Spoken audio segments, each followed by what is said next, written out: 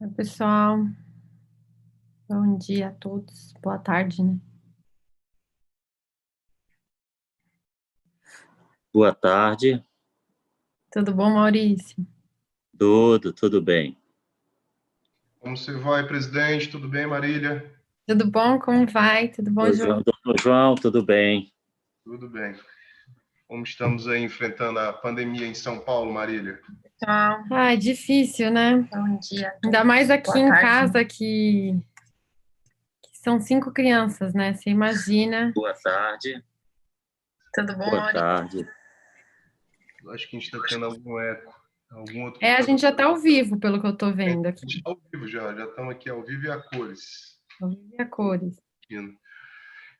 5 crianças? 5 crianças. Tá. Eu aqui em casa são 2 e já está uma loucura. Eu imagino dessa maneira.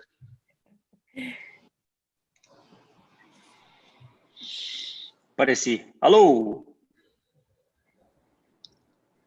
Tudo bom, Bruce? Tá me ouvindo? Não, estão perguntando aqui se já pode liberar a tela, porque está saindo só a nossa voz no YouTube, né? E acho que vamos parar 5 minutos ou já querem liberar aí, esperar o Bruce entrar? Chegar o horário, né? Que é porque a gente entrou Esperar um o Bren pouquinho. entrar só. A gente que está se antecipando aqui.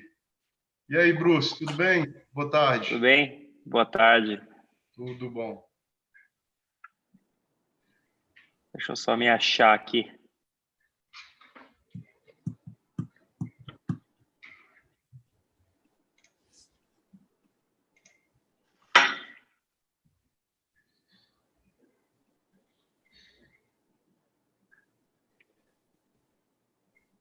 Bom, já que a gente está esperando o Bren, eu vou pegar um cafezinho ali e já volto. Às 3 horas a gente entra aí, tem 4 minutinhos. Beleza. Boa tarde. E aí, ó? Tudo bem, pessoal?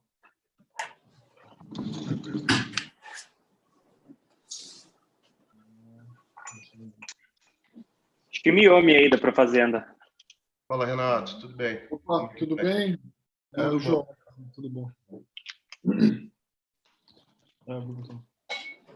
Estou te vendo. Mas acho que o Bruce voltando e o presidente Maurício voltando, a gente já começa. As meninas não pediam. Ei, a gente falou, não.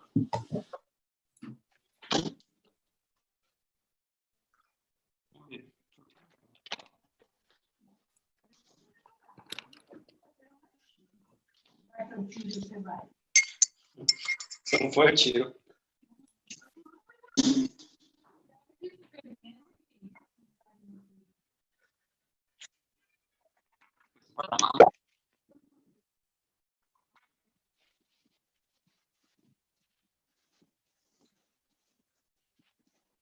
No fim de semana, eu vou ter uma.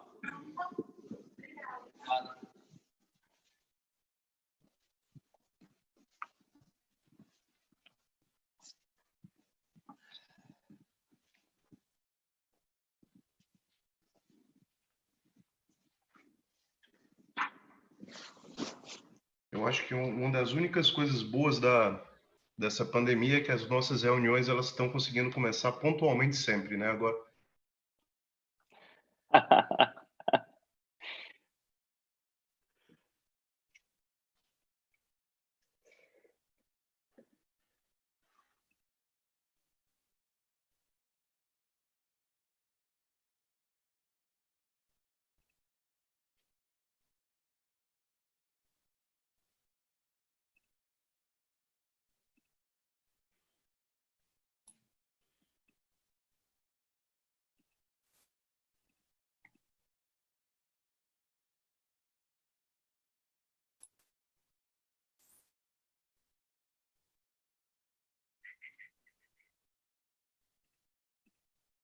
Alô, eu acho que eu caí. Não, Eu tô te ouvindo, Bruce. você tá Então presente. tá tudo certo.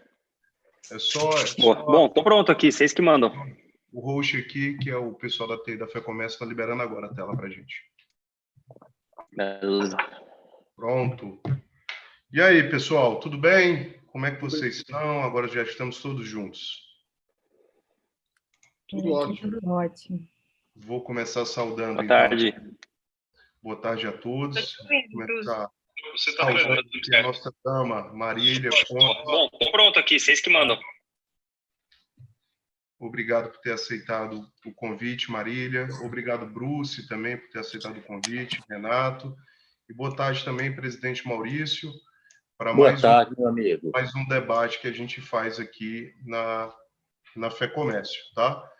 Então, antes de começar tudo, eu formulei algumas perguntas aqui que a gente pode fazer uma dinâmica interessante para o nosso debate, mas eu queria primeiro abrir o espaço para cada um de vocês se apresentar brevemente, principalmente para o Bruce, para o Renato e para a Marília, porque como no canal da FEComércio a gente tem as pessoas que nos assistem agora, mas depois, eventualmente, nossas palestras são assistidas aí por toda a base, né? Mais de 150 mil associados aí. Então, eu acho que era importante eles escutarem um pouco quem são vocês, o que vocês fazem, para a gente começar uma dinâmica aqui dos nossos trabalhos. Então, Marília, eu passo aí a bola para você e pode ficar à vontade. Então, primeiro, boa tarde a todos. Obrigada pelo convite. Estou muito feliz de estar aqui, poder bater esse papo com vocês.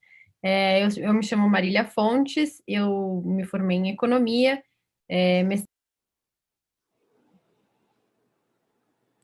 e eu trabalhei durante 15 anos com gestão de renda fixa, moedas, e vários outros ativos em fundos multimercado, tá? Eu comecei no Itaú Asset, depois eu fui para Mauá, e depois eu fui para Condor, e depois dessa fase de gestão, eu passei a trabalhar com research, casas de análise destinadas à pessoa física, né? Até a chegada na Nord.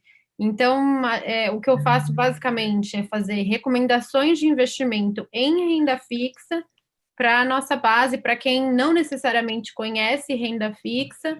Escrevi um livro, né, que chama Renda Fixa Não é Fixa. As pessoas físicas, elas têm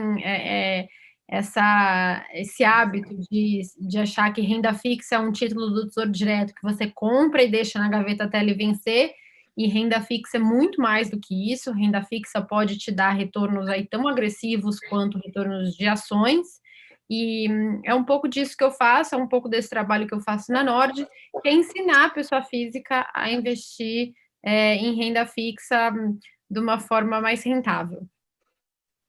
Obrigado, Marília. E aí, Bruce, e você? Qual é a tua especialidade lá na Nord? O que é que você faz lá? Boa tarde, pessoal. Obrigado pelo convite. Eu sou analista de ações.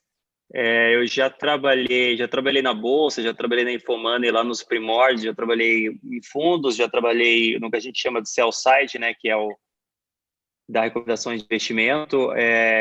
Já fiz investimento, já trabalhei em mesas de operações, já trabalhei em bancos e tudo mais. E um dia eu descobri, caiu na minha vida o evangelho de Warren Buffett de Value Investing, e aí mudou a minha vida. E aí, como um drogado que descobre Jesus, eu descobri o Value Investing, e aí virei analista de ações, digamos, para o resto da vida. Eu toco os relatórios, que são os dois baseados em Value Investing, um é mais dinâmico, o outro menos dinâmico, mas os dois focam bastante em procurar boas empresas a bons preços para o longo prazo. Isso aí tem experiência em algumas coisas diferentes, né, que ajudam ou atrapalham, digamos assim, o dia a dia, mas é isso aí. Hoje em dia sou analista de ações na Nord. Perfeito, Bruce, obrigado. E Renato, a bola está agora com você. Bom, sou sócio da Marília e do Bruce, né? Complementando aí o time, eu olho fundos de investimento, né? Uma indústria que cresce, né? Uma indústria que é muito grande no Brasil. E eu também tenho uma experiência no mercado de 15 anos, então eu passei por corretoras, passei por assets, passei por research independente. Então, acompanhei muito, tanto do lado da asset quanto do lado da distribuição dos fundos, o que fazer, né, o que olhar para selecionar os melhores gestores. E a gente entende que, tendo analistas, né, que cobrem cada uma classe, e a gente consegue ter especialistas para que, como a Marília disse, né, essa informação de qualidade chegue para a pessoa física que é um arquiteto, um advogado, um engenheiro, né? A gente entende que as pessoas precisam saber cuidar do dinheiro, independente se elas são administradores, ou economistas, ou financistas, né? Todo mundo precisa saber cuidar bem do dinheiro. As informações de qualidade, os produtos de qualidade, antes eles estavam restritos às pessoas que têm muito dinheiro, e hoje, graças às plataformas e maior informação, a gente entende que qualquer investidor com pouco dinheiro consegue ter acesso às melhores recomendações de investimento. Então, um pouco isso que a gente faz lá na Nord, em conjunto, cada um com a sua caixinha, né? Perfeito. Obrigado, Renato.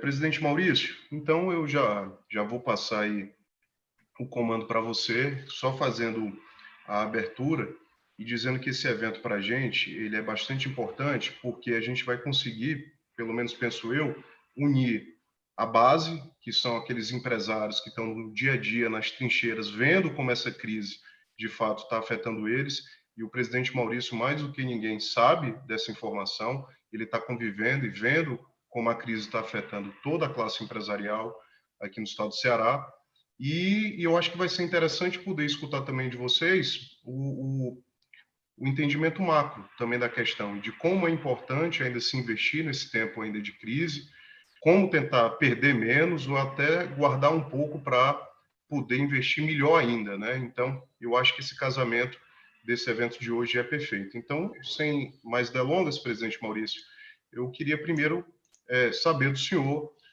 um pouco sobre como essa pandemia, essa crise ocasionada pelo novo coronavírus está afetando o comércio aqui no estado do Ceará e quais são as atitudes que a nossa classe empresarial está tomando ou deve tomar para tentar vencer essa crise que é sem precedentes aí na nossa história. A palavra está com o senhor. Doutor João Rafael, obrigado aqui pelo convite que você me trouxe. Está aqui também compartilhando de um momento especial de poder levar a mensagem do Sistema Fé Comércio aí, eu diria, para o nosso país também, porque aqui o Ceará ele é protagonista de muitas ações que saem aqui do Ceará e acabam também chegando a outras federações do comércio, bem serviço e turismo do nosso país. Parabenizar aí a empresa Nord, em especial a Marília Fontes, ao Bruce Barbosa e ao Renato Breia, que estão aí compondo esse time, que eu acho que é um time importante num processo aqui de um diálogo aberto que trará, com certeza, conhecimento.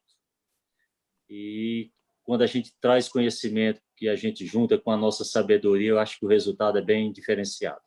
Mas me apresentar aqui um pouquinho para vocês, eu sou farmacêutico de profissão, com especialização em indústria, fiz pós-graduação em gestão de varejo, e tenho uma área de atuação empresarial já de 33 anos. Tenho empresas do varejo farmacêutico, é uma rede de farmácias, e tenho uma distribuidora da linha hospitalar também, de venda a governo, tanto o governo dos estados quanto também dos municípios. Então, essa é a minha atuação, é o que eu gosto de fazer no dia a dia, também compartilhando com a representatividade.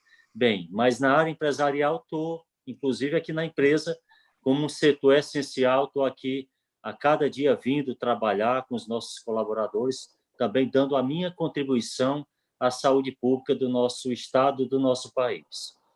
Aqui a gente está... Você me fez uma pergunta bem interessante, João Rafael, que é relacionado aqui o que afetou o comércio no estado do Ceará e quais as atitudes da classe empresarial que a gente precisa ter para poder passar por esse momento, né? Para que eu possa responder, é necessário que eu possa também falar um pouquinho do cenário atual. O que é que nós temos? Ou seja, eu estou à frente de um sistema que é a Federação do Comércio do Estado do Ceará, que nós temos aí 34 sindicatos filiados do setor de comércio, de bens, serviços e turismo. Ou seja, quando se pensa nessas áreas, a representatividade em cada estado é das federações do comércio, de bens, serviços e turismo. E dentro da federação nós temos também duas outras instituições que fazem parte do contexto da representatividade e das ações que uma é do lado social, que é o SESC, e o outro é o SENAC do lado da formação profissional. O SESC ele atua para a sociedade, principalmente para a nossa base de colaboradores das empresas, na área da saúde, da educação, da cultura, do lazer e da assistência também. Então, nós temos toda essa área de atuação que traz um benefício muito grande com ações junto à sociedade. Falo isso porque, dentro desse contexto, também a área empresarial ela acaba também sendo fortalecida por essas ações. Temos o IPDC também, que é o Instituto de Pesquisa, que dá suporte a termos também normativas e pesquisas que possam nos estar mostrando como está o mercado, como está, por exemplo, o humor do empresário. E nesse momento de pandemia, nós temos feito muitas pesquisas para nortear, inclusive, o diálogo com o governo, que nós estamos aí dentro de um grupo de trabalho, de uma comissão, eu diria, de um comitê, que traz esse olhar de aprofundamento num momento tão especial que a gente precisa da contribuição do sistema. Então, hoje nós temos aí vários decretos que foram instituídos dentro do Estado do Ceará, o primeiro no dia 20 de março, ou seja, nós estamos aí completando 2 meses, do qual, por esse isolamento social, muitos estabelecimentos que a gente pode dizer aqui não essenciais estão aí sem poder estar praticando aquilo que é a essência do comércio, que é o conectar pessoas. E essa conexão ela vem também de uma conexão com os fornecedores. E quem está praticando isso no dia a dia, quando isso é tirado de si, de poder praticar isso, claro que causa uma angústia muito grande. E essa angústia nós estamos vendo em toda a nossa base empresarial, porque nós fizemos uma pesquisa que diz até que 60% dos pesquisados empresários das mais diversas áreas de atuação querem voltar a trabalhar. Essas pesquisas, inclusive, são colocadas dentro desse grupo de trabalho para que a gente possa nortear o diálogo com o governo. Nós estamos, então, dentro de um grupo de trabalho que norteia esse processo da volta à retomada. Estamos dentro de um outro comitê que tem aí 28 instituições do Estado discutindo as condições hoje mais focado na área da saúde e mostrando qual é o poder do comércio aqui no Ceará. Nós representamos quase 70% do PIB e quase 50% dos empregos formais dentro do Estado. Isso é algo muito impactante e que também, por nós termos aí hoje quase 72% dos estabelecimentos fechados para a prestação desses serviços, o impacto no trabalho ele é muito grande. Nós já temos uma gama de desempregados dentro do comércio, mesmo com as normativas que vieram do governo federal de proteção ao emprego, mas esses impactos eles chegam e acabam também trazendo realmente aí um desconforto, porque muitos empresários não puderam manter aquilo que a gente diz melhor, que é o seu quadro de trabalhadores, ou seja, quadro de colaboradores, que é o que é de mais importante dentro de uma empresa, que diz respeito à cultura da empresa. E você desestruturar esse mecanismo de uma maneira como está acontecendo com esse tempo já prolongado, isso traz realmente uma grande preocupação para essas instituições que representam aqui a área empresarial. E aqui no Ceará é algo diferente. Nós conversamos abertamente entre as instituições, nós estamos aprendendo também a conviver e a dialogar e a levar as nossas propostas para o governo e discutir, muitas vezes até com as bancadas estaduais e federais, de forma conjunta, para que a gente possa, com a união, ter mais força nesse processo de diálogo. Esse é algo que tem sido muito constante e de muita atuação dentro do nosso Ceará. Aqui, voltando aqui também para alguns setores que, por exemplo, mesmo estando abertos, eles estão tendo um impacto negativo. Ou seja, o fechado, você não tem a possibilidade de vender os seus produtos, a não ser que você utilize de ferramentas virtuais ou aplicativos que possam ser feito a venda através de delivery. Então, nós temos aqui esses impedimentos, mas, mesmo assim, por exemplo, um setor que está aberto, como, por exemplo, frigoríficos e casa de carne, estão tendo um impacto negativo. Por quê? Porque restaurantes estão fechados, a grande maioria, nós temos hotéis fechados, pousadas que compram realmente uma quantidade bem maior desses setores. Então, a cadeia em si acaba sendo diminuída. Voltando também, o dinheiro circulante tem sido menor, isso acaba impactando. E quanto mais tempo isso passa, mais realmente a gente vê uma queda nas vendas dentro de todo o contexto do comércio de bens, serviços e turismo aqui dentro do Estado. Quando se fala aí de um setor como turismo e eventos, o impacto ainda é bem maior, porque esses, com certeza, por conta da questão da própria população estar sendo aí colocada em isolamento, eventos maiores, qualquer coisa que se aglomere, há uma proibição por conta dos decretos. E até mesmo há um medo generalizado. Isso a gente tem tocado, inclusive, na questão da saúde pública, porque há uma preocupação em você não ser acometido do Covid-19, mas, ao mesmo tempo, com o isolamento, as pessoas acabam se sentindo aprisionadas. Isso reflete, inclusive, na sua imunidade, na saúde mental, na saúde espiritual, e isso também nós temos também levado esta preocupação dentro das nossas reuniões. Aqui eu estou seguindo aqui um roteiro para que eu possa realmente passar qual é o sentimento que nós temos. E quando nós sentimos, nós conseguimos passar com mais, eu diria, inteireza aquilo que a gente tem de melhor. Então, dentro desse grupo de trabalho, nós estamos aí buscando medidas para poder amenizar e trazer esse retorno o mais breve possível. Mas aqui colocando praticamente isso. Para que a gente possa retomar, existem algumas premissas da saúde, uma que é principal, que é o número de óbitos serem constantes e em queda por 14 dias. Então, isso trará um impacto realmente que é preocupante para a gente nesse momento. Vocês têm aí acompanhado o noticiário nacional e, no momento, nós estamos muitas vezes em crescimento. Então, há uma preocupação para que isso realmente possa ser feito. Campanhas, principalmente de educação à população, para que ela possa permanecer em casa, mas um permanecer com saúde, um permanecer com seus cuidados também de higiene, porque é isso que a gente tem que buscar para poder minimizar justamente esta proliferação que está acontecendo aqui no nosso estado, principalmente nas cidades, onde a população de mais baixa renda tem sido acometida com um processo muito mais avançado do que quando começou dentro desta epidemia aqui no estado. Então, é uma preocupação isso que a gente vem trazendo para as autoridades sanitárias. E para que a gente possa contribuir com o comércio, nós criamos alguns mecanismos nossos internos para poder trazer a esta retomada. Nós criamos uma cartilha que, inclusive, o doutor João Rafael tem contribuído muito e atualizado bastante com questões tributárias, questões trabalhistas, econômicas, para poder realmente trazer ao empresário um norte no dia a dia, de onde ele pode estar buscando informações e poder aplicar no seu dia a dia de uma forma correta. Trouxemos também para a classe empresarial algumas atitudes que a gente busca trazer, que é o que o empresário precisa ter nesse momento? Paciência, primeiro.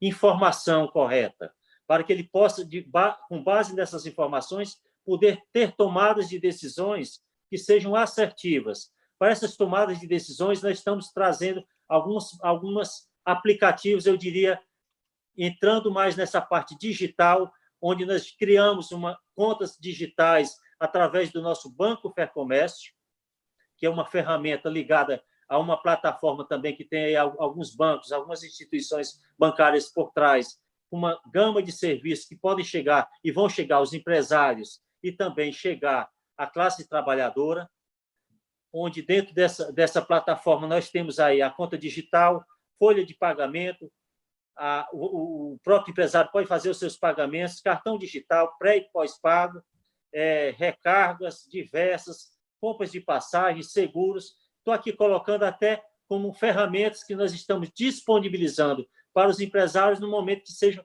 necessários. É um pacote de serviços de apoio a esta retomada. Estamos trazendo também um marketplace que já tem um nome que é Tá Fácil Comprar, já registrado, que está aí para dar o apoio com um shopping virtual para o empresário poder colocar as suas lojas e seus produtos em disponibilidade para a clientela. Então, são serviços que a gente tem implementado para poder trazer realmente ferramentas nesse momento de retomada. Um outro programa que a gente também está trazendo é o programa de gestão para a retomada.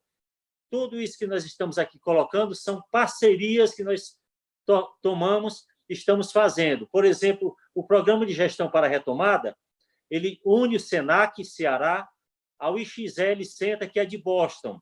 Então, nós temos aí uma plataforma interativa online que está sendo lançado para a área empresarial, onde tem 2 módulos. O primeiro módulo são 7 ciclos, onde tem a gestão para a retomada, onde nós temos a parte de estratégia, mercado, marketing e vendas, operação, financeiro, cenários e avaliação. É uma plataforma virtual que dá para você, com o auxílio dos nossos gestores e também tendo por base os nossos professores como mentores, com mentorias para poder orientar e acompanhar estes empresários e as suas empresas, juntamente com o seu time, poder fazer toda esta orientação nesse momento que nós estamos tendo de desafios.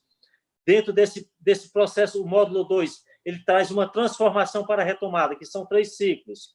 Como liderar na crise, transformação na prática, métodos e ferramentas de transformação, tudo isso com webinários, com mentorias, com uma biblioteca também por trás, uma biblioteca virtual do SENAC, uma certificação também da nossa instituição. Então, é isso que a gente está buscando trazer nesse momento para poder dar a oportunidade da representatividade e ferramentas também para que o empresário possa estar tendo o apoio dessa federação.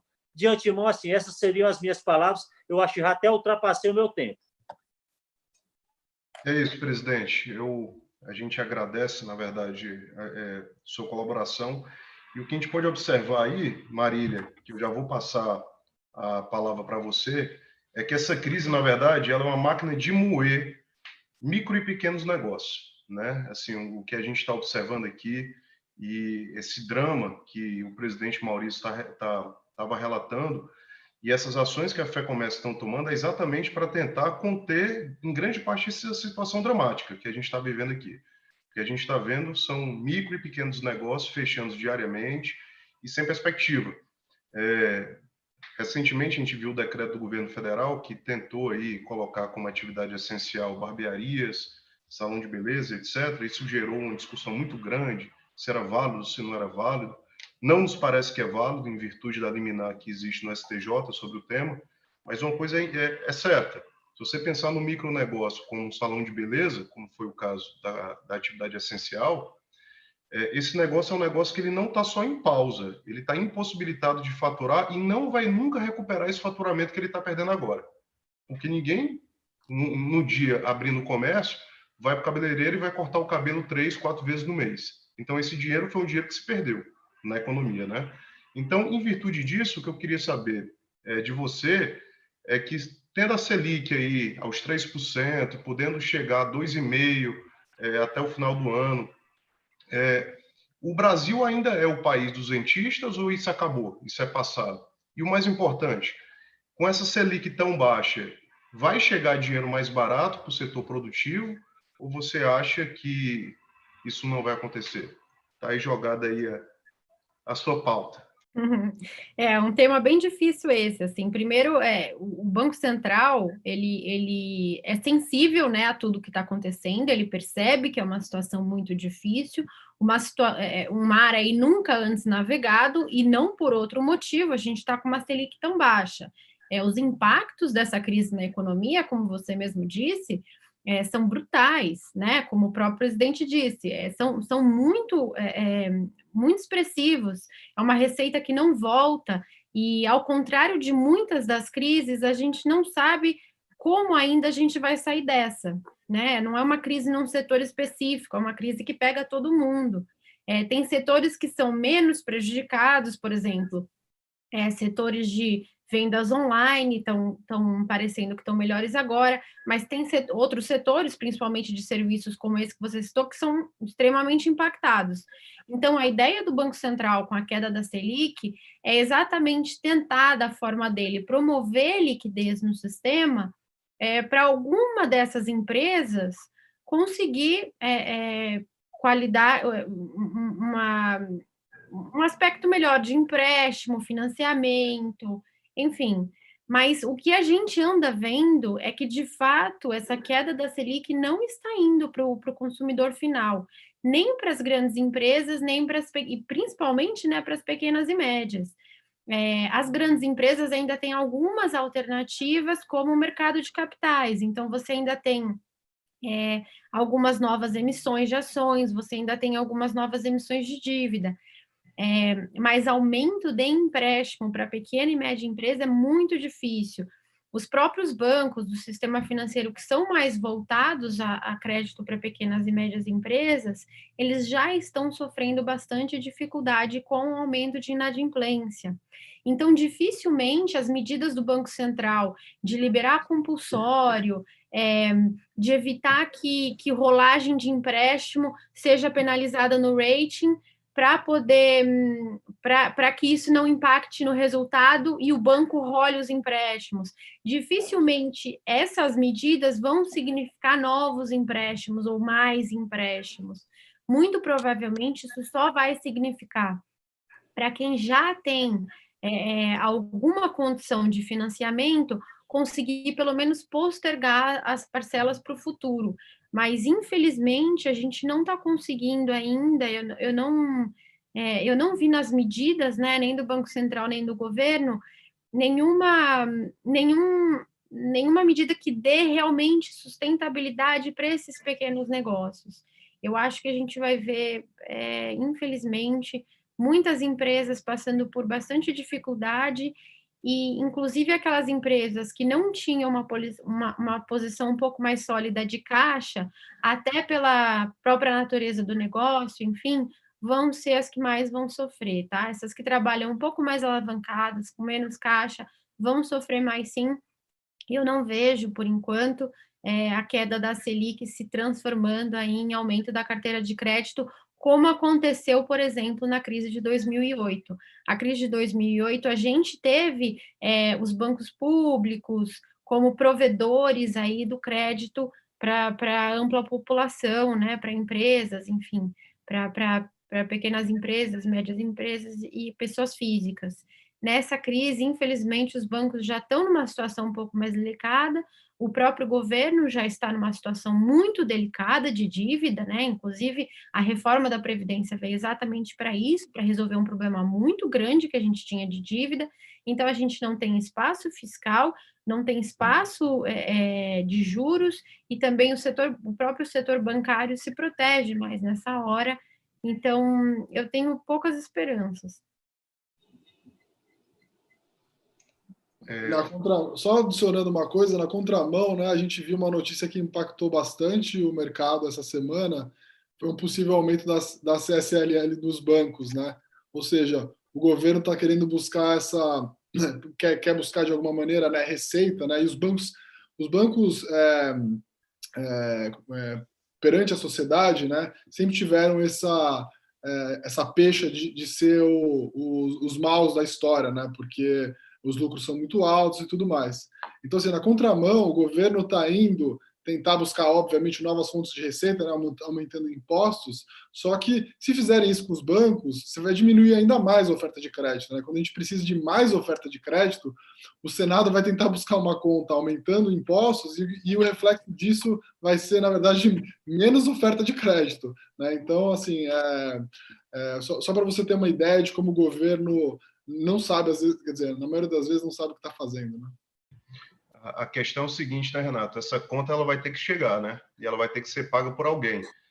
E assim a história nos mostra que essa conta ela só é geralmente paga através da criação de novos impostos, de novos tributos, né? Então a questão fiscal do país ela é dramática, né? Assim, tá todo mundo junto nesse barco. E assim, a gente pensar que uma vez vencido o vírus, vamos supor esse ano, e próximo ano a gente tem um desafio fiscal, realmente preocupante o que está por vir. E na nossa área, a gente tem observado muito isso, tá? A quantidade de projetos de leis que estão tramitando no Congresso, que são claramente populistas e perigosíssimos para todos nós.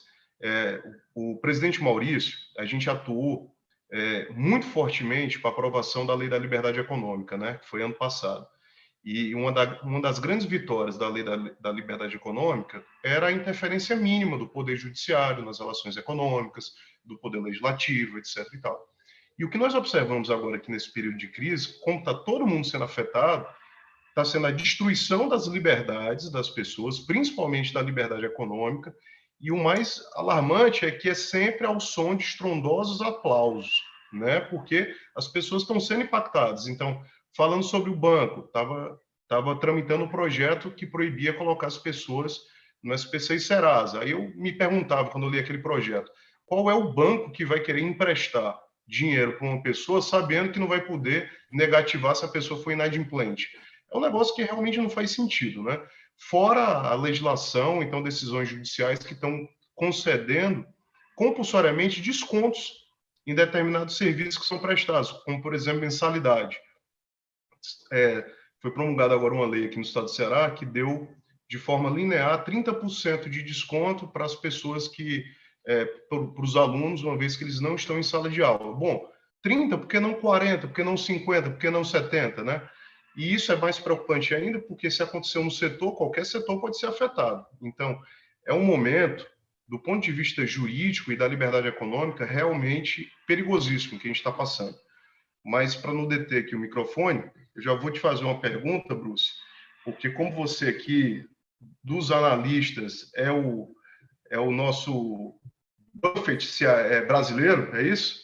Então, você que mexe com as ações, então, e as boas ações, sendo que comprar ação é comprar empresa, né, Bruce? Quem é a pessoa que vai querer comprar uma empresa no cenário desse que a gente está vivendo? Ainda vale a pena investir na bolsa? Ainda vale a pena comprar ações de empresas? E a outra pergunta é, será comprar ação hoje o único investimento ou não? Existem outras situações que a gente também pode avançar? Eu acho que comprar ações não é o único investimento nunca, né? Você sempre pode ter um portfólio diversificado, fundos, ações, renda fixa, e é sempre bom, né? Justamente porque nem todo mundo consegue ou tem a fortaleza psicológica para ter 100% do seu portfólio em ações. Na verdade, é um negócio bem raro. Eu acho que sim, eu acho que ações são para a vida toda, ações são para sempre.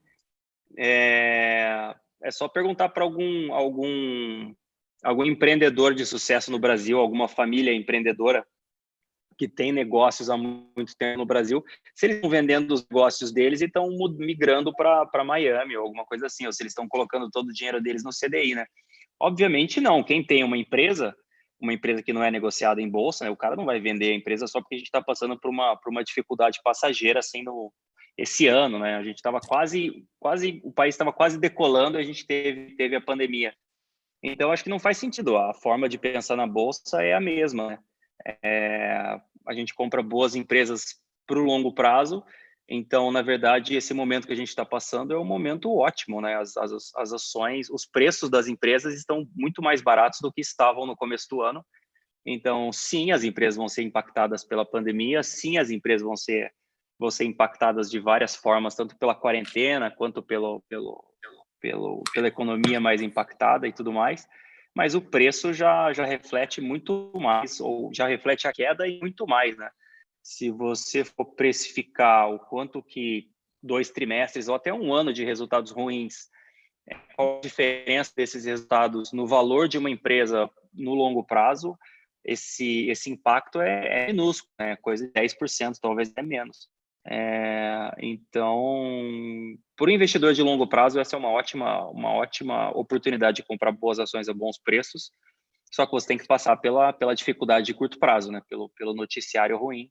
Então, é por isso que a gente fala bastante que bolsa é psicológico, né? Muita gente, quando entra na bolsa, acha que não, bolsa é fazer conta, é achar preço-alvo, é entender muito de empresas, entender como se analisa as empresas. Na verdade, essa é a parte mais fácil, né? Qualquer um que sabe analisar como uma padaria ganha dinheiro consegue analisar qualquer empresa da bolsa. É tão simples quanto isso.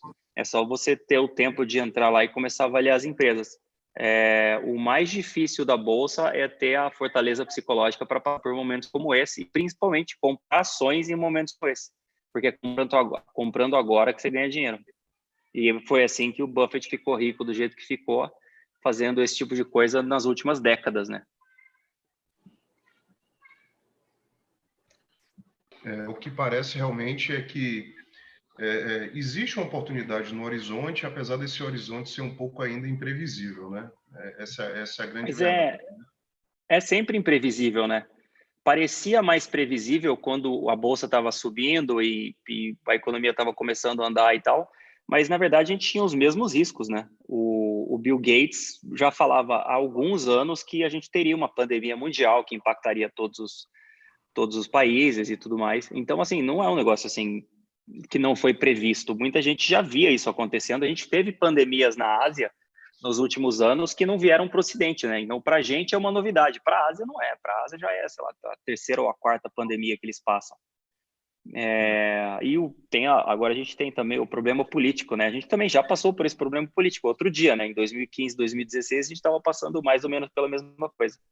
Então, sempre quando a gente está passando parece que é novo, mas nunca é novo, né? Sempre você consegue achar algum período na história que você consiga fazer uma comparação, né? Mas é assim, tipo, é porque os jornais focam muito no curto prazo, então sempre parece que o mundo acabou, né? Quando a bolsa cai, parece que a bolsa vai cair para sempre, quando a bolsa sobe, parece que a bolsa vai subir para sempre. Mas os riscos sempre existem, e os riscos estão aí, são os mesmos de sempre. Eu, inclusive, acho que é muito mais arriscado toda essa injeção de liquidez que os bancos centrais e os governos estão injetando nas economias mundiais do que a pandemia e a quarentena em si. Esse é um problema que ainda não aconteceu, né? Ele acabou aumentando nesse período de quarentena global aí, mas pode ser um problema gigantesco lá na frente. Ele já existia antes da pandemia, então, assim, o risco continua, é que o pessoal parou de falar dele.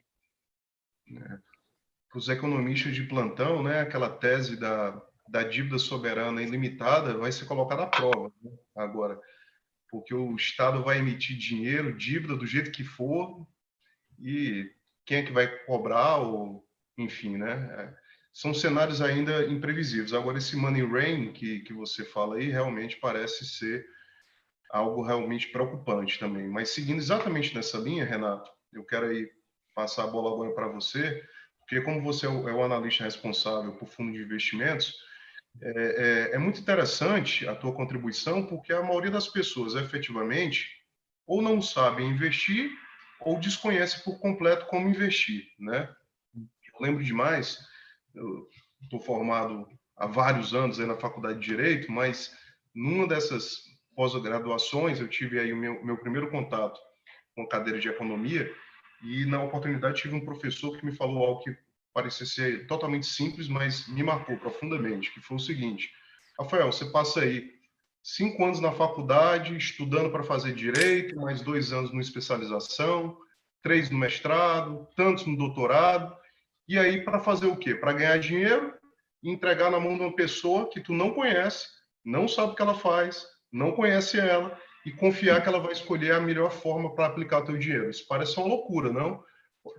Parecia ser um negócio assim tão simples, mas é uma realidade clara, né? E eu acho que é uma realidade do brasileiro que somente agora, com essa taxa de juros mais baixo e essa boa informação que a própria internet trouxe, a possibilidade do brasileiro querer sair realmente do bancão, né? Querer sair do conselho do gerente do banco e procurar aí por ele próprio mesmo conselheiros ou estudar um pouco mais para saber aplicar o seu dinheiro e fazer ele trabalhar por ele, né? Como é que os fundos de investimentos, então, entram nessa situação? Queria saber também de ti o que é que você acha dos gestores aqui do Brasil, se eles são bons gestores, se eles estão fazendo um bom trabalho nesse momento aqui, né? Sim. E qual é a perspectiva que você acha também para esses fundos aqui no Brasil em virtude dessa pandemia? Se você acha também se vai ter saques em massa, se não vai ter, enfim, está contigo agora. Acho que você tocou em vários pontos aí muito legais. O primeiro ponto é que, assim, dificilmente na escola a gente aprende sobre investimentos, né? Então, as pessoas começam a estudar, a lidar com investimentos, muito provavelmente quando elas já terminaram a faculdade, já estão no primeiro ou segundo trabalho, e aí começo a aprender dali para frente. Então, foi todo esse tempo perdido de aprendizado. Podia não ter dinheiro ainda para investir, mas poderia ser um bom tempo de aprendizado, né? A gente tem que lembrar que até pouco tempo a gente tinha juros muito altos no Brasil, então favorecia até a pessoa que não queria entender sobre investimentos, né? A gente tinha investindo num CDI, né, no teu banco, via, sei lá, um CDB ou um fundo DI mesmo, algo que tinha alto retorno, liquidez, né, segurança, porque era o governo, né, e não tinha oscilação, né, o título ele não oscila, né, o CDI não oscila, ele vai acompanhando. Então, tudo isso, né, contribuiu para que o brasileiro não se importasse tanto em saber investir melhor o dinheiro, né, em procurar fundos de investimento, seja multimercados ou fundos de ações, ou investir em ações diretamente. O Bruce até tocou aí num ponto, né? A bolsa de valores, ela parece um cassino, né, para algumas pessoas, parece um negócio de jogo e tal, mas na verdade ela te dá a possibilidade de você ser um empresário, né, com pouco dinheiro, nas melhores ações do Brasil, nas melhores empresas do Brasil, né? Você pode comprar com muito pouco dinheiro participações nas maiores e melhores empresas do Brasil. As empresas que conseguem se listar na bolsa geralmente são essas, né? Então, a gente entende investimento muito assim. Então, a ideia da Nord realmente é tentar oferecer esse tipo de acesso a essa informação. Você comentou, né, o juro baixo, né, 3%, coisa que a gente nunca viu, nunca nem imaginou. Se você me perguntasse há 15 anos atrás se a gente teria juros a 7%, 8%, eu duvidaria, né, a 3%, indo para 2%, eventualmente, é uma coisa que eu apostaria alto que nunca aconteceria no Brasil. A Marília, que acompanha também renda fixa há muito mais tempo que eu, também aposto que ela apostaria junto comigo, né? Então, assim, acho que o juro muito baixo vai ser um professor para os brasileiros. Eles vão precisar saber investir melhor o dinheiro, né? Não dá para deixar o dinheiro só no banco, você precisa procurar. Eu digo que o primeiro passo é você abrir conta numa corretora independente, porque lá você consegue ter acesso a um universo muito maior de produtos, né, de bons investimentos. E aí, respondendo a sua outra pergunta, eu acho que sim, no Brasil a gente tem uma oferta muito boa de bons gestores, tá? Se comparado ao resto do mundo. É claro que o mercado de capitais brasileiro ainda é pequeno, né? A Bolsa no Brasil ela é pequena, poderia ser muito maior, a gente poderia ter muito mais empresas, se não fosse a burocracia, os custos, Brasil, né? A gente poderia ter empresas listadas menores, até, bom, enfim, vocês devem acompanhar aí no Ceará, vocês devem ter uma série de empresas de grande sucesso que eventualmente poderiam ter captado dinheiro via bolsa, e a gente gostaria de investir nessas empresas, porque com certeza são empresas dominantes aí. Mas eu acho que um caminho muito bom de você começar a investir é, primeiro, né, procurar uma informação de qualidade, é essa a proposta que a gente tem lá na Nord, né? Falar com o público, falar com advogados, né, como falar a sua linguagem também, que não é um financista, e através de fundos ou através de investimentos diretos, né, o Bruce recomenda ações para você investir diretamente, a Marília recomenda títulos privados de boas empresas, ou até tesouro direto para você investir, ou você pode escolher fundos de investimento, que é você delegar uma parte da sua gestão para um especialista, um cara que faz isso há muito tempo, tá? E aí, só para finalizar, então, eu acho que um ponto que você tocou, que eu acho que é bem importante, ninguém vai tomar conta melhor do seu dinheiro do que você, né? Só você sabe os seus objetivos, a sua disponibilidade para tomar risco, e mesmo que você não vai fazer isso 100%, se você não tiver uma informação de qualidade, você nunca vai saber questionar quem está do outro lado da mesa, né? Então, o que a gente tenta, de alguma maneira, na Norte também, empoderar, né? Essa palavra está na moda, mas assim, empoderar as pessoas de informação técnica suficiente para que ele possa falar de igual para igual com o seu gerente, o seu assessor de investimento e assim por diante. Então, acho que é mais ou menos por aí o que a gente pensa lá na Nord. Perfeito, Renato.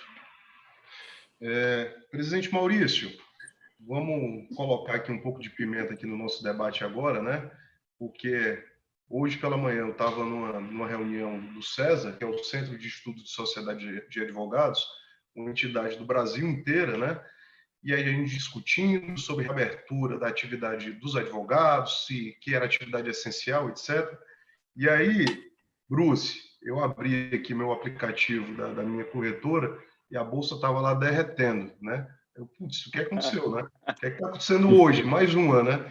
Aí, na hora que eu vi lá, ministro da Saúde demitiram. Rapaz.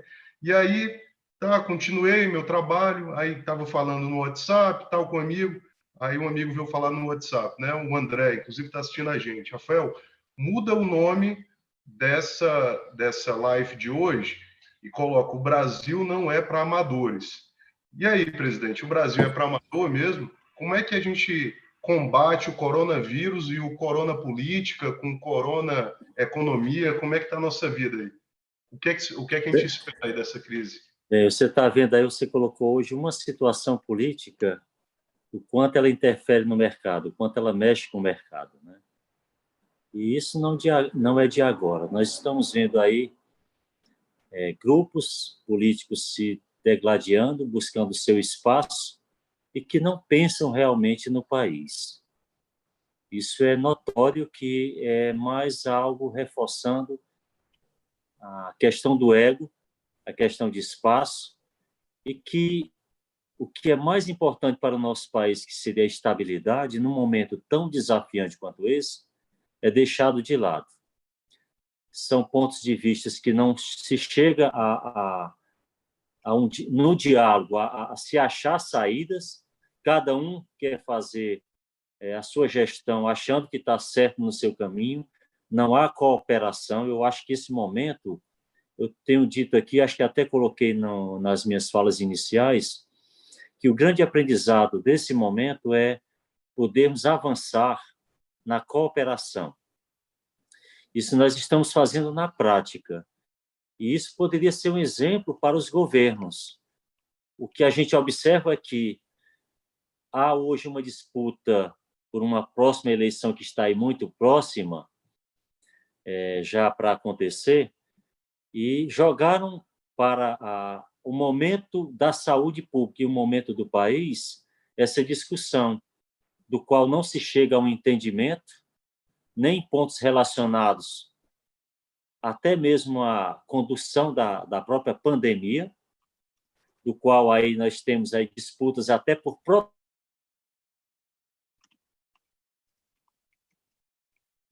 Não deveria haver, por parte mesmo do próprio presidente, essa entrada nesta linha, e falta preparo, principalmente, eu diria, dos nossos líderes, para pensar mais em termos de nação, ao invés de estar olhando para uma campanha que ainda vai acontecer daqui a 2 anos, cada um buscando aí seu espaço.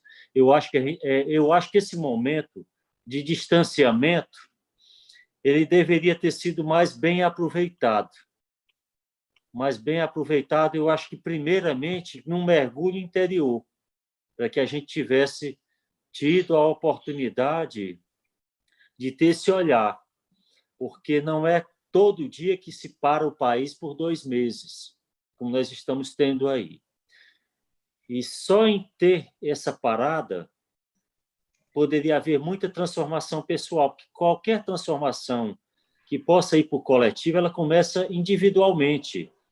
Ela não começa... e aí vão se somando, cada um fazendo o seu dever de casa interior. E o que nós estamos tendo aí é uma disputa que está reforçando muito o ego, e reforçando um ego que acho que acaba sendo coletivo. E não é muito bom. Não é bom para o nosso país, não é bom para o nosso planeta. Eu acho que deveria haver mais amadurecimento. E quando você fala aí que essa área econômica não é para amadores, aqui no nosso país, principalmente, porque nós temos aí a cada dia situações que as regras, por exemplo, se a gente for olhar aqui para a área tributária, muda sem que a gente tome conhecimento. A gente faz um negócio, uma operação, numa condição, quando olha, com pouco tempo ela muda. E aí você trazer para a seriedade que o país poderia ter, e ser até exemplo, Aí é como é que se poderia estar trazendo investimentos que pudessem ter realmente uma segurança. Então, vocês que lidam aí no dia a dia estão vendo isso, nós que estamos aqui também numa gestão de uma federação, estamos vendo isso no nosso dia a dia. Então, é muito preocupante quando os nossos gestores eles deixam de olhar para o coletivo realmente com responsabilidade e passam a olhar muitas vezes para um momento, assim, para algo muito momentâneo, ao invés de ter uma amplitude maior de construção através da cooperação. Então, eu coloco isso para a gente refletir até que ponto a gente está contribuindo, até que ponto as instituições estão contribuindo. Porque o diálogo, eu digo sempre, a gente consegue resolver muita coisa no diálogo, mas é dar a oportunidade até do contraponto. Ninguém é dono da verdade, porque quando você está num processo de até abordar um tema, existem vários pontos de vista dependendo de quem esteja abordando. Até o seu ponto de vista, dependendo do ângulo que você se desloca para aquela discussão, você pode ver de outra maneira. E isso é crescimento. Eu acho que ainda falta muito crescimento individual para que a gente possa avançar no coletivo no nosso país. As suas ponderações, presidente, na minha visão, são perfeitas e elas refletem com clareza o momento que a gente está vivendo, porque parece que a gente tem dois times jogando contra aqui. Um time Sim. que quer a reabertura da economia e o outro time que fala, vamos todo mundo ficar em casa. Quando, na verdade, é o mesmo time, está todo mundo no mesmo barco. Se esse navio aqui afundar, vai todo mundo ficar à deriva, né? Então, quando o senhor fala sobre vamos escutar, vamos tentar refletir, vamos discutir, é exatamente isso, né? Porque parece que está todo mundo dono da sua verdade já e ninguém está aberto ao diálogo, quando, na verdade, esse é o momento que todo mundo tem que estar aberto para dialogar, né? Não existe Exatamente. fórmula, E não ainda tem mais, vacina, não tem nada aqui, né? Existe tentativa, né? Para o bem ou para o mal. com certeza, e ainda mais no momento assim que as pessoas, os governantes, eu estou com o poder na mão, é do meu jeito. Falta para você fazer gestão, inclusive gestão pública, está sendo olhado a liderança ainda no modelo antigo, do qual não há o compartilhamento de ideias, não se coloca no mesmo campo as pessoas, é como se, pela construção que é um cargo, aquilo ali dita a regra. Não se pode ter uma opinião divergente que já não é do time, já não pode estar mais comigo. E quando eu digo isso, não é só no governo federal, não, é no governo estadual, é nos municípios, é de uma maneira geral. E nós temos que avançar realmente na política de uma outra forma. Esse modelo aí, eu acho que era importante se frisar bem, ele já não cabe mais no nosso país. Ele tem que realmente ser dado um novo direcionamento. E é de diálogo, é conversando, é colocando na mesa os problemas, é trazendo para o campo esses problemas e discutindo as saídas. Porque, assim, acho que só um lado está certo e não é assim que se constrói. Perfeito. Marília, e aí, em virtude de tudo isso, o dólar vai chegar até quanto?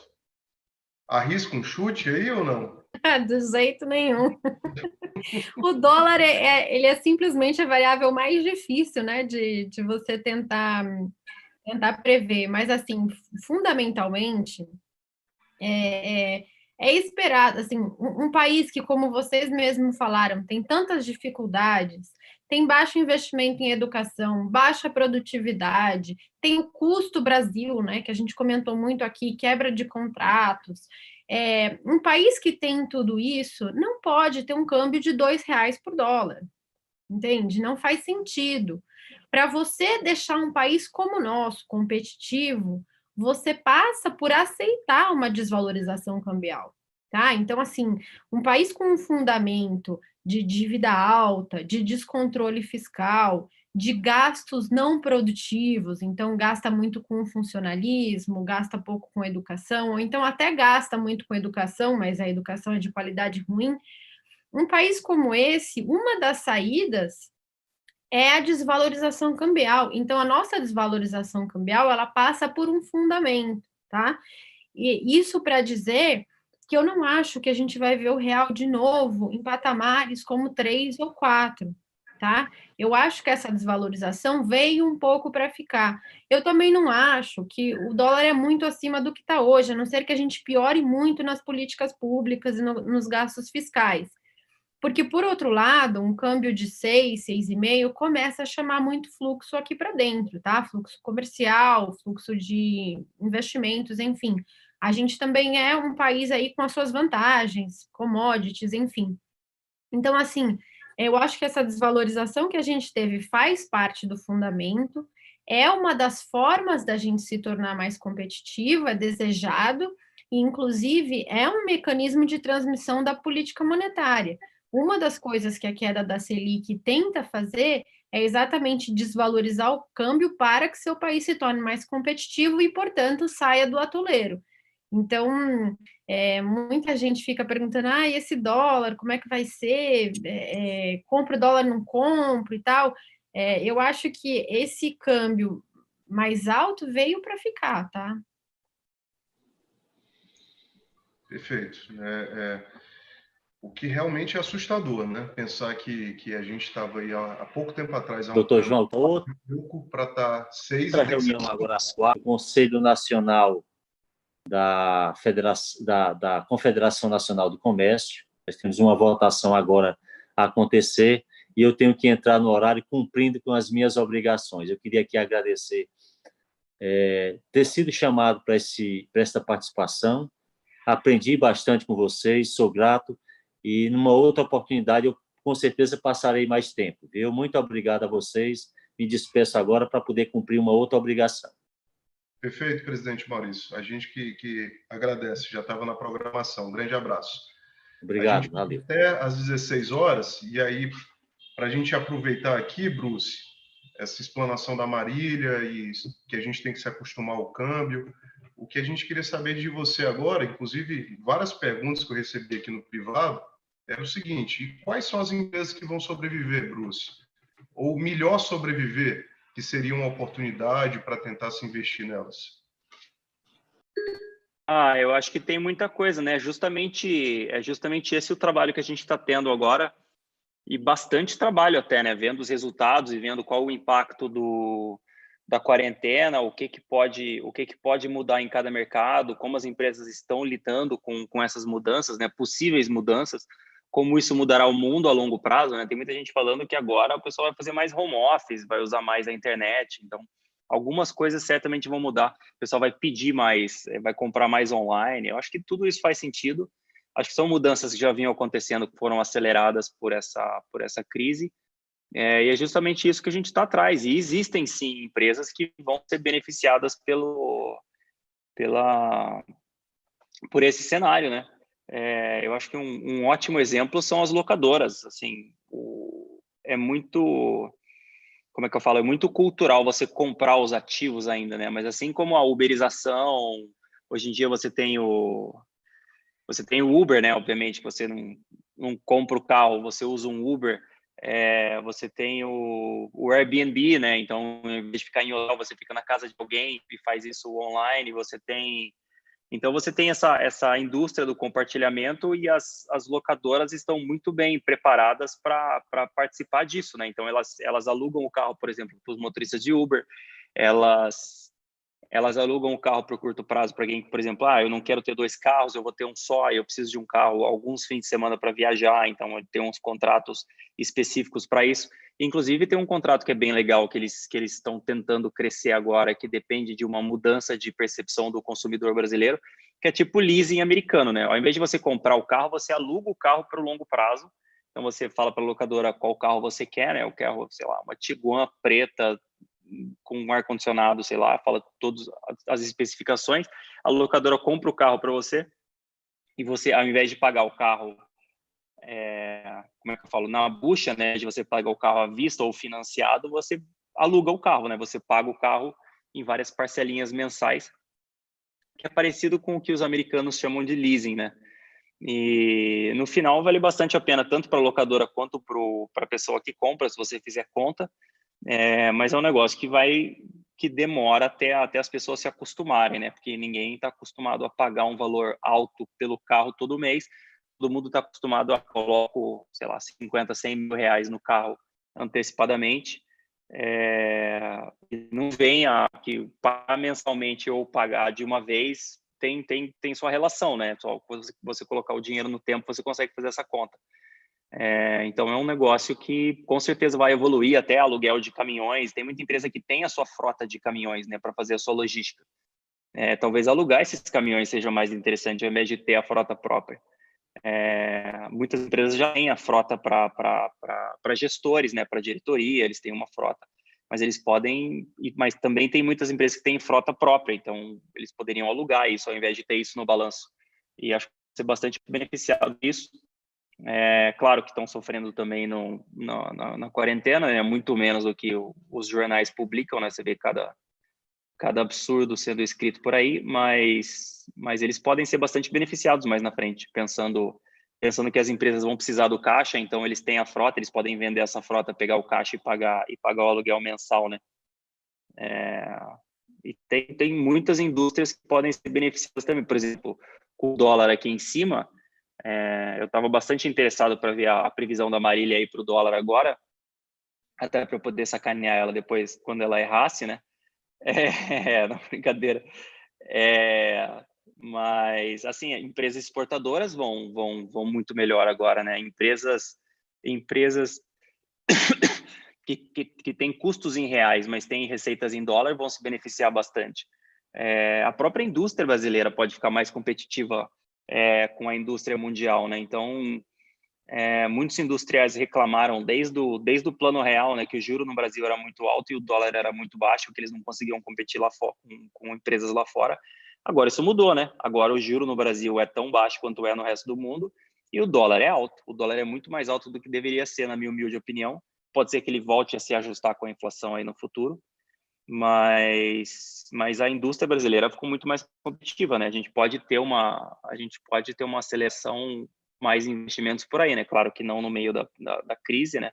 Mas assim, passado esse problema, a gente pode ter uma rentabilidade maior nas indústrias e eles voltarem a investir, talvez uma reindustrialização do Brasil, né? Então toda a indústria que a gente perdeu aí nos últimos, sei lá, 20, 30 anos, a gente pode ter uma, claro que não tudo vai voltar de uma vez, né? Mas a gente pode ter uma pequena recuperação. Se a gente continuar com a política econômica atual, né? Se a gente mudar de volta a política econômica para uma de gastos públicos elevados, aí é Venezuela, né? Mas tem muita empresa que se beneficia, sim, do novo cenário. Claro que com a economia despencando 4, 5, 6%, dependendo do economista, a previsão é diferente. Mas, assim, passada a crise, a gente vai ter um cenário um pouquinho diferente, não muito diferente, né? O pessoal gosta de acelerar as coisas, mas as pessoas acabam andando em velocidade menor, mas tem muitos negócios vão se beneficiar, sim. Perfeito, Bruce. Renato, eu tenho aqui uma pergunta que fizeram para você, sendo que eu vou pedir para você responder. E aí, como a gente já está chegando ao final, eu já deixo para você também, depois da pergunta, já fazer suas considerações finais com a seguinte provocação. O que você acha que vai ser do mundo pós-crise? As empresas serão as mesmas? A maneira como a gente vai se relacionar vai ser da mesma forma? E, desse jeito, tudo que a gente está vivendo hoje, se realmente veio para mudar, se essa vai ser a nossa nova realidade, a maneira como a gente conversa, ou não? Ou você acha que a gente vai voltar em breve prazo ao que era antes? A pergunta e essas taxas de administração dos fundos de investimento não vão baixar nem agora na crise? A bola aí está com você, então. Sim, é uma ótima pergunta também. Na verdade, essa era uma crítica minha, principalmente aos fundos de crédito privado, ao longo do ano passado, né? Então, a gente via que para você investir num produto que basicamente compra títulos atrelados ao CDI com um spread, as taxas que eram antigamente praticadas não fechariam a conta, então essa foi uma crítica que a gente fez lá atrás. Para fundos multimercados de baixa volatilidade também você vai ter que ter uma mudança aí nas taxas, né? E para fundos de ações eu acho que não haveria tanto problema, tá? Mas assim, basicamente hoje os fundos multimercados que cobram 2,20, né? Você tem aqueles fundos que têm a possibilidade, tem orçamento de risco para entregar um bom retorno e por isso 2,20, 2% de taxa de administração e 20% de taxa de performance ainda é razoável pagar, mas certamente essa indústria também vai ter que passar por uma reformulação, né? E então, assim como com todas as indústrias, né, a gente vai ter que se readaptar a esse novo cenário, a gente vai mudar, claro, a maneira de conviver, as empresas vão ter que se reinventar. A gente viu numa empresa, não sei, não consigo dizer se é centenária mesmo, mas é uma empresa que todo mundo deve conhecer há muito tempo, que é a Via Varejo, que tem Casas Bahia, Ponto Frio, né? Empresa basicamente de varejo físico, uma empresa que sofre muito com a crise, né? E que estava num processo de reestruturação um pouco antes da crise acontecer, e hoje o e-commerce conseguiu suprir, né, no primeiro trimestre quase todo as não vendas no varejo físico. Então, isso mostra os reflexos, né, dessa nova realidade. As empresas vão ter que ficar cada vez mais online, né? E eu acho que assim o que me deixa de alguma maneira mais confortável quando a gente olha as empresas listadas na bolsa, né, é que essas empresas elas são mais capitalizadas, elas são líderes de mercado, elas têm até alguma dominância no setor onde atua e tudo mais. E infelizmente essas são as empresas que vão sobreviver, né? Assim, felizmente para quem é investidor de bolsa, mas a gente sabe que a realidade do brasileiro são os pequenos e médios negócios, né, como vocês disseram aí. Então, acho que sim, o mercado de fundos de investimento vai ter que passar por uma reestruturação, assim como todos os outros setores da indústria, né? Eu queria agradecer, então, finalizar aqui a minha fala, agradecer pelo convite e ficar à disposição para uma próxima oportunidade. Um abraço aí, pessoal. Valeu, Renato. E aí, Bruce? O mundo vai mudar mesmo? O mundo já mudou? Ou a gente volta para a normalidade algum dia? Qual a tua opinião? Eu acho que o mundo está mudando. Deu uma aceleradinha, mas já era digamos, uma dinâmica de mudança que já estava vindo, né? Só deu uma acelerada. Muita gente que nunca tinha comprado produtos online, provavelmente compraram agora na pandemia, né? Muita gente que nunca tinha feito uma reunião, uma live, que nem a gente está fazendo hoje pelo Zoom, hoje em dia provavelmente já fizeram, né? Então, muitas dessas barreiras caíram. Para a produtividade do trabalhador mundial é muito bom, né? Mas acho que nenhuma mudança estrutural, foi só uma aceleração de um movimento que já vinha acontecendo.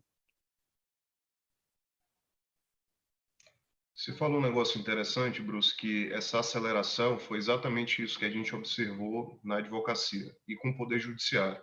Desde 2018, né, o processo judicial eletrônico já tinha sido finalizado praticamente no Brasil inteiro. Porém, ainda existiam algumas dificuldades, né? Ainda não existia uma produtividade muito alta e, por causa disso, as pessoas foram forçadas a literalmente mexer no sistema, conhecer o sistema, trabalhar no sistema. E o que a gente observou? A produtividade aumentou consideravelmente nesse período que a gente está passando. Então, pelo menos do ponto de vista do Poder Judiciário, da advocacia, me parece que essa é uma realidade sem volta, né?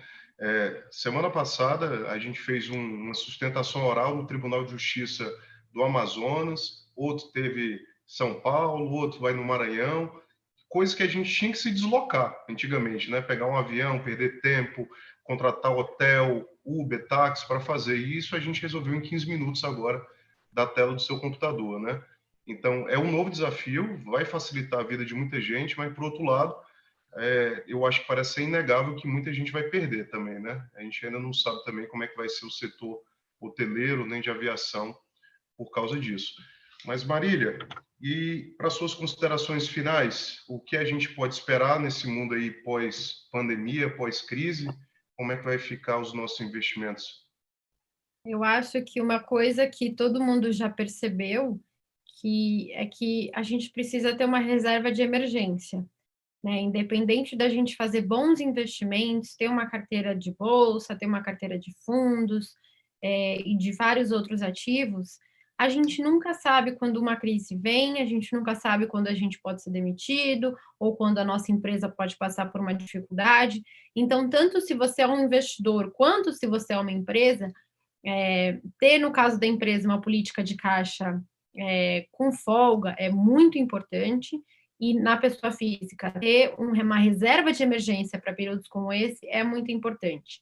Ambas vão te dar tranquilidade para, num momento difícil, você tomar a decisão que você tem que tomar, e não tomar decisões no estômago, como a pessoa física poderia zerar, de repente, uma carteira de boas ações num preço ruim, só porque precisa do dinheiro. A empresa, por exemplo, poderia não conseguir comprar um competidor ou fazer uma fusão num momento importante como esse, consolidar o setor. Então, eu acho que a gente sempre fala isso, né? Mas o brasileiro, ele é pouco prudente. Até porque o juro era muito alto, ele costumava a gastar mais e não se preocupar tanto com o amanhã, né? Mas agora esse amanhã está cobrando um preço alto, e eu acho que a gente vai passar por essa, sendo uma população que, como um todo, vai passar a poupar mais. Eu não tenho dúvida de que a nossa taxa de poupança vai aumentar. Se tem uma coisa boa na adversidade é que ela deixa lições, né? E eu acho que talvez a maior lição que vai ficar para a pessoa física como para a empresa é isso que você falou, né, Marília? Preserve seu caixa, sempre, né? Tenha caixa, consiga tomar decisões de cabeça fria e com tranquilidade. Mas, meus amigos, eu quero agradecer novamente a participação. Eu acho que foi muito bom, assim, realmente a classe empresarial, ela sente falta de poder conversar com analistas que são independentes, que efetivamente não têm interesse em vender o produto XYZ, mas têm interesse em vender o melhor produto, né? E no final das contas, esse é o grande serviço que eu acredito que vocês da Norte fazem, né? Pelo menos eu posso falar de experiência própria, sou assinante, conheço o produto desde quando vocês eram da outra casa, né? Então, já acompanho o trabalho de vocês há muito tempo e só tenho que agradecer. Fico feliz que vocês estão crescendo, mais pessoas estão conhecendo o trabalho de vocês, e o mais importante é que o brasileiro também possa ter a certeza que ele também pode investir melhor, né? Que ele pode não depender exclusivamente das outras pessoas para destinar o fruto do trabalho dele, que no final das contas é disso que a gente está falando, né? Saber aonde a gente vai alocar o nosso fruto do nosso trabalho. Então, eu só tenho a agradecer aos três, muito obrigado, e já vai ficar o convite para quando essa pandemia passar, vocês pegarem um avião, virem aqui para o Ceará, virem para Fortaleza, para a gente tentar fazer um evento igual a esse, sendo que presencialmente, um grupo de empresários. Eu acho que isso nunca vai mudar, não vai ser essa crise, não vai ser nenhuma pandemia que vai mudar isso. Eu acho que o olho no olho, a presença física, estar junto com as pessoas, isso não vai se alterar. Então, já fica o convite aí para um próximo bate-papo agora, presencialmente. Obrigado, meus amigos. Fiquem à vontade. Um grande abraço. Foi um prazer e com certeza eu também espero para a gente se encontrar aí pessoalmente. Partiu Fortaleza. Valeu, brigadão. Foi ótimo. Partiu. Um abraço. Obrigado. Valeu.